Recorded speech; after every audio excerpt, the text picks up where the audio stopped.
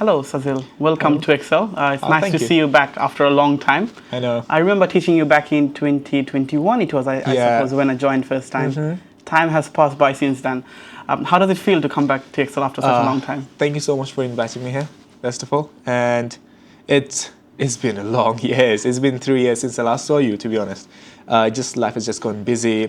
I've obviously finished my A-levels and gone to uni for 2 years now. Okay, actually, let me stop you there. We should have done a quick introduction at the beginning. Yeah. So today we're speaking with Sazil Fayaz, if I remember your surname correctly. Yeah. So Sazil was a student with us back in 2020 until 2022, and he did his A-level maths, further maths and physics at Excel Tutors. Achieved brilliant grades. From what I remember, he went to Brampton Manor Academy for his A-levels, and he achieved all A-stars from there. And he's at the moment studying chemical engineering at University of Cambridge. So a very bright student that we have with us today. Yes, as we are speaking. So how's things been? It's been good. It's been tough in Cambridge, as you all know. Academically very heavy. It's very hard short terms, but very academically challenging. And it's been tough academically, but rewarding at the same time. You come across a lot of struggles, and then you overcome them, and you feel very good about it. And obviously, good times, meet with new friends, everything, just amazing. It's very exciting as well. Yes. But I think we need to roll back a bit more because our audience, or if we say our students, most of them at max they're in their year 12 or 13. Yeah. So they cannot relate to that struggle yet. Of university. So let's look at things from that lens. Yeah. If we do. Looking back at your year 12, year 13, what are the things that you have done differently? Because obviously, in our society or in our education system, going to somewhere like Oxford and Cambridge is quite different or academically challenging than going to any other university, I would say. So if you look back at things, what worked out for you when, or what did you do differently when you were in your year 12, if I say? I mean, for Bengali background, it's not very common at all to get into like a good university such as Oxford or Cambridge. So my parents, I think one of the biggest thing was just my parents pushing me. They gave me the support to be like, you can do it. So keep up the work. So that's one of the things. And I think in year 12, when I first got in, I went to Brampton, as you mentioned already. And one of the things that I think helped me a lot, that obviously made it very different from other students, was that my sixth form pushed me a lot. Like the sixth form pushes you a lot to work really hard. We try to finish off the content as soon as we can. Like I finished my whole of A-level maths in first 6 months of my year 12, which was crazy because my other friends were like, oh, you haven't even finished like just AS level maths by then. And I already finished A-level maths and I was just revising, going over content. We did mock exams, and obviously the main thing they want you to do, focus, is study. Make sure your grades are perfect. That's the first thing you need to make sure. It doesn't matter how good your extracurriculars are. If you don't get the 2A star and an A required for the application, for like mainly for Oxford and Cambridge, they're never going to look at your application because you don't have the requirements, the grades required to get into the university. So the first thing we did in year 12, mainly in year 12, focusing, make sure that we can get all A-star predictions. That's the first key thing in year 12. I think you made a very good point here because when we speak with students, especially those who are in year 12, they have a mindset that, okay, I just came through GCSE and year 11 was very tough. So they have this relaxing mindset. And at least for the first few weeks or months, they are in this mindset that, okay, I worked quite hard like over the last few years. Let me be a bit relaxed. And then when they see their first or second mock, reality hits back.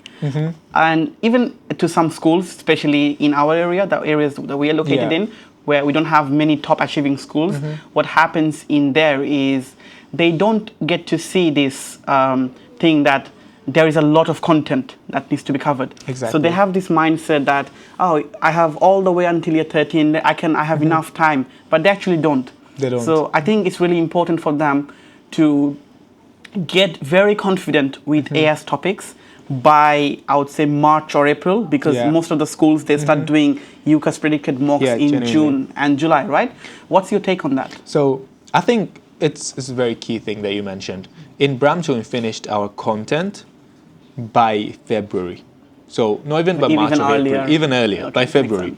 We would have about a month and a half of revision, just pure revision. And then in about April, we have our mock test.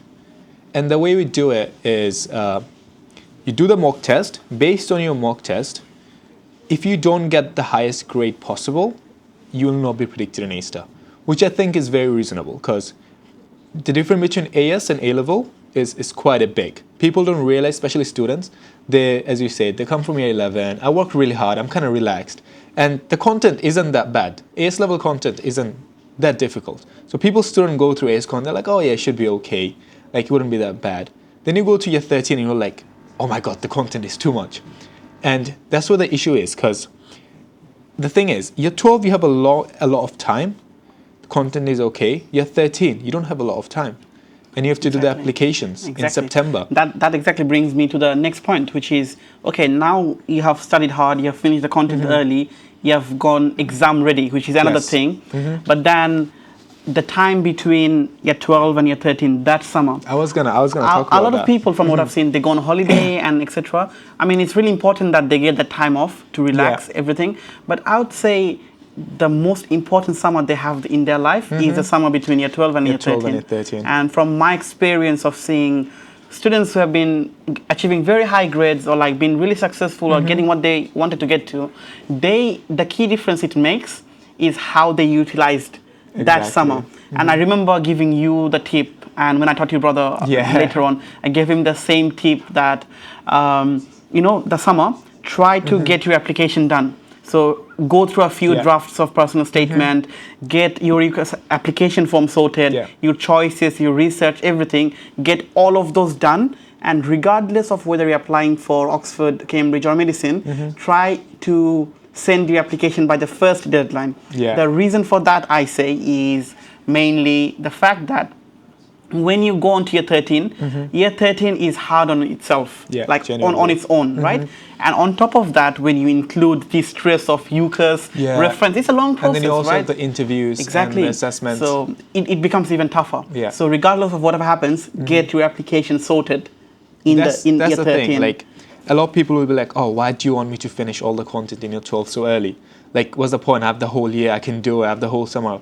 But the reason you want to finish up this early is because you can spend more time on your other stuff, other side, that will actually make you different from other students, which is having an amazing personal statement, making sure you're reading a lot of content outside your supercurriculars. That's the key thing. Reading a lot of books, making sure you understand what you're reading, and that's stuff that you can talk in your personal statement. And there's another thing which I did, which was, I think, very useful for me, especially for people that are applying for any university that requires an admission test, is doing a lot of admission practice in the summer. Because I remember I was at Excel, I was with my tutor, her name was Rima, and all we did in the whole of the 2-month summer break that we had was just going over the chemical engineering. I've seen you doing it when I came in as well. Every single time I used to be here, she used to give me a paper.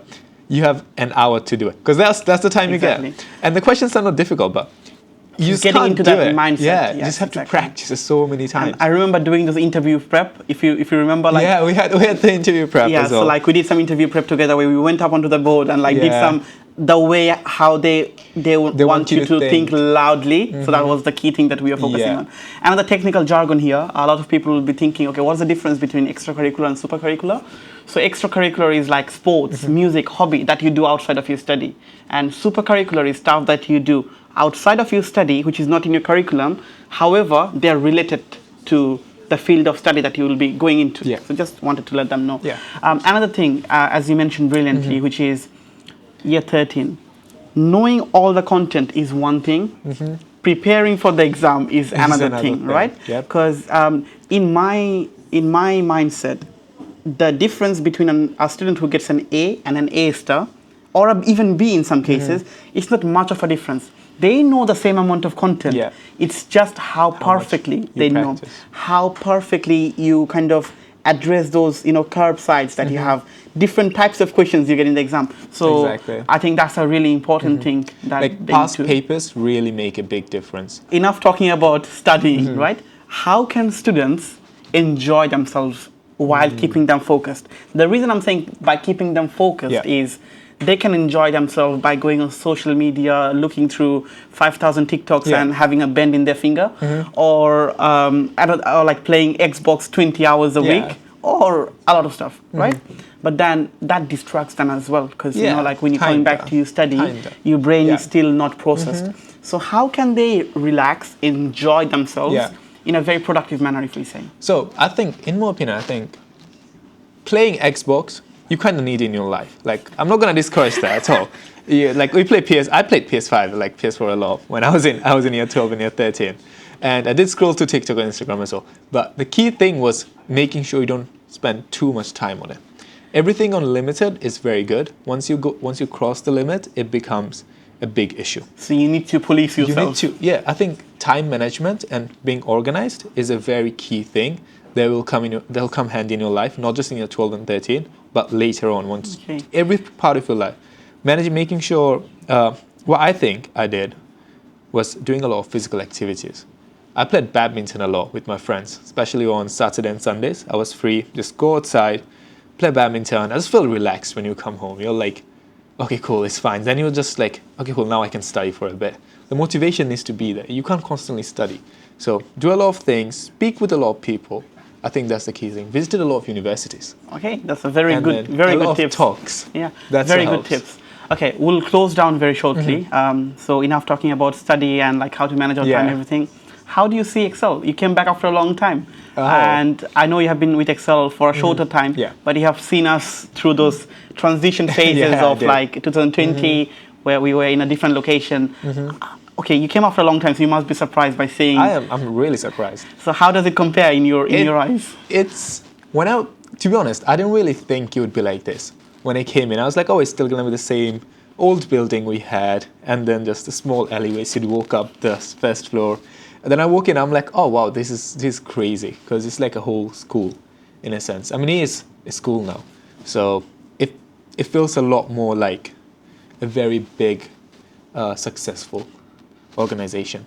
Now, if I say so, I've just stayed in one of the classrooms, and I think it looks stunning, and the quality of the equipment you guys use are just very good. When you come into the entrance, you feel, yes, you're in a work environment. That's the key thing, making sure that, yes, it feels like you're here to try your best, make a difference in yourself and others. Yeah, we are trying to give our students that experience of learning in a very, very professional manner and in a professional environment where they can focus fully. Exactly. Now, talking back through your days, now we have taken a lot of interviews of our students where we ask them about like their favorite things, their key memories or key highlights of Excel. A lot of people talked about academic side, mock test, weekly test, etc., etc., etc. But as a person, when I reflect back to the past, personally, it's not an academic side that has an effect on you as a person, but it's more of those like small insights that you get, more of those small conversation you have with someone. Then after that conversation, you feel like, oh, hang on, that's really a good idea, or like that's a really good thing, or those things have a much more profound effect in your life. So can you recall any of those memories which kind of shaped or helped you to shape who you are now that involves Excel? I think the key thing for me was the teachers, at the end of the day. I think I had teachers that, both of my teachers, I think, you and even Shafi and then Rima, they all are just like, because you guys went to such great unis and you guys are like so smart. Yes, I'm not exaggerating, it is true. You guys are very smart because I was getting taught by you. And I think just having conversations with you makes me more inspired and believe in myself that yes, they have achieved it and they're in front of me. And well, we're not very different, so I can do it too. And I think that's why every single time you come in, you get reminded that, yes, it's not impossible, just work harder, you can do it. And I think these are the small bits you don't realize because you're like, oh yeah, I'm just learning, but it just works the back of your mind. And I think unintentionally, you keep on believing that you can do it. Because when I first in year 12, I didn't believe I could get to Cambridge. But year 13, I was like, I'm going to apply. And my teachers are like, go for it. Just try your best, and I think that's the way it works out. So those are the memories, I think. Yeah, it certainly took me through the memory lens. And actually, a few weeks back, I was presenting something in one of our award ceremonies, and I was telling the parents that the main motivation is not to teach them, is to kind of connect with those students or those tutors, if I say. Now, as a society, or like in our culture, especially in the Bengali culture, we don't have enough role models, and that's something I always complain about. Now, the situation is improving. Now we have role models like you to look up to. So we always think that if there is any way to connect those younger kids to someone they can look up to and see, if that person could do it, why can't I? Exactly. So that's what our main motivation is, and we are trying to work towards that to create more role models. And the step of that is kind of, once they finish their A-levels or they go into uni, try to bring them back to our system, make them a tutor so that they can give back to the society as well. Yeah, exactly. So that's the main aim. Hopefully, inshallah, we'll succeed. Yeah. But it's been I think you're like 80% there already. Okay. So it's going good. Let's aim for the rest 20%. But yeah, thank you very much for coming in. It's been a real pleasure speaking to you after a long time. Yeah, and wish you all the best. Thank you so much for having me here. Thank you. Thank you. Signing off. Excel Tutors. Give your child a brighter future.